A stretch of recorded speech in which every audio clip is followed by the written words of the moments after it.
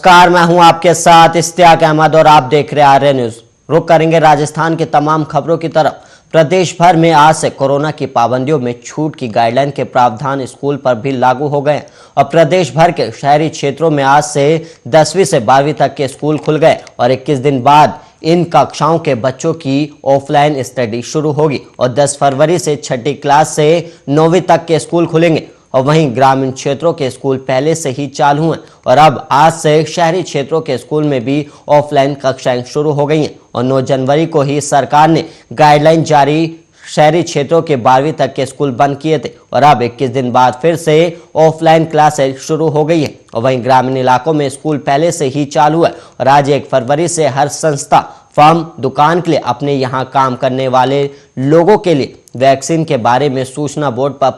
पूरा ब्यौरा चस्पा करना अनिवार्य होगा और इसमें वैक्सीन की सिंगल और डबल डोज लगे कर्मचारियों की संख्या की अलग अलग जानकारी देनी होगी और कितने कर्मचारियों ने वैक्सीन नहीं लगवाई इसका भी ब्यौरा देना होगा और ऐसा नहीं करने पर महामारी एक्ट में कार्रवाई होगी। और वहीं सरकार ने 31 जनवरी तक सबको वैक्सीन लगाने का टारगेट दिया था और पुरानी गाइडलाइन में भी बाजारों, भीड़ भाड़ वाली जगहों पर जाने के लिए वैक्सीन लगी होना अनिवार्य किया था, लेकिन इसकी पालना नहीं हो रही है। और पहले सरकार ने 1 फरवरी से बिना वैक्सीन वालों पर सख्ती के आदेश दिए थे, लेकिन अब नर्म रुख अपना लिया है। और वहीं स्वास्थ्य मंत्री परसादी लाल मीणा ने कहा है कि वैक्सीन की दोनों डोज नहीं लगवाने वालों की जल्द ही समीक्षा कर कारण जानना जाएगा और कार्य योजना बनाकर उन्हें वैक्सीनेशन के लिए प्रेरित भी किया जाएगा। और प्रदेश के 96.3% लोगों को कोरोना वैक्सीन की पहली और 80.3% लोगों को दोनों डोज लगाई जा चुकी है।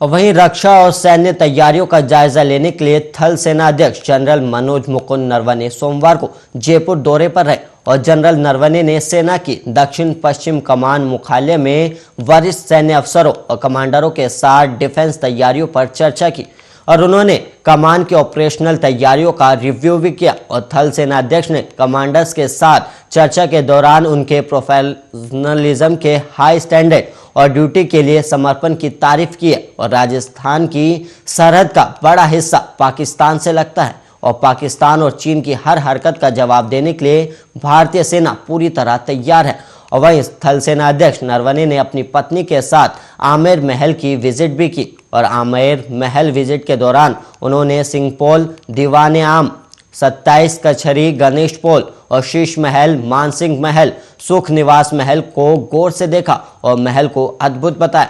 और वहीं जनरल नरवणे करीब 1 घंटे तक आमेर महल परिसर में रुके और उनके साथ सेना के सीनियर अफसर भी मौजूद रहे और इस दौरान आमेर महल के चारों तरफ विशेष सुरक्षा व्यवस्था की गई थी और महल परिसर में सेना के जवान तैनात रहे, जबकि महल के आसपास काफी संख्या में पुलिस बल भी तैनात की गई थी।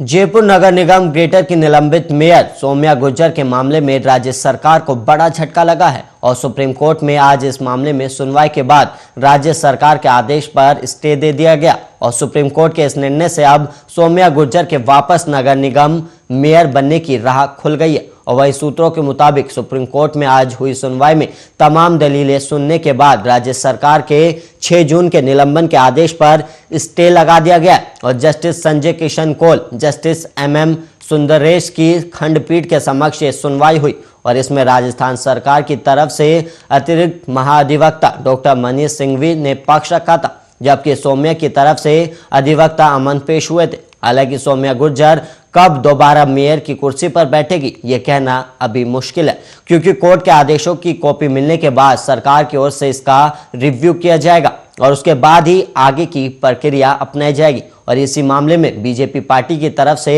पूरे मामले की निगरानी कर रहे पूर्व प्रदेश अध्यक्ष और पूर्व कैबिनेट मंत्री अरुण चतुर्वेदी ने बताया कि सुप्रीम कोर्ट ने राज्य सरकार के अनैतिक और असंवैधानिक निर्णय को गलत मानते हुए ये स्टे दिया है और लोकतंत्र की एक बड़ी जीत है। दरअसल राज्य सरकार ने 6 जून को सौम्या गुर्जर को मेयर पद से और अन्य 3 पार्षदों को आयुक्त यज्ञमित्र सिंह देव के साथ हुए विवाद के बाद निलंबित कर दिया था और इस निलंबन के बाद राज्य सरकार ने इस पूरे प्रकरण की न्यायिक जांच भी शुरू करवा दी थी। और वहीं सरकार के निलंबन के फैसले को सौम्या गुर्जर ने राजस्थान हाईकोर्ट में चुनौती दी थी और हाईकोर्ट ने इस पूरे प्रकरण में न्यायिक जांच होने तक दखल देने और निलंबन के आदेशों पर स्टे देने से इनकार कर दिया था। और वहीं हाईकोर्ट के राहत नहीं मिलने के बाद सौम्या गुर्जर के समर्थन में बीजेपी ने सुप्रीम कोर्ट में इस मामले को चुनौती दी थी और सुप्रीम कोर्ट में इस मामले में पहले 4 बार सुनवाई हो गई, लेकिन अब तक कोई निर्णय नहीं हुआ था।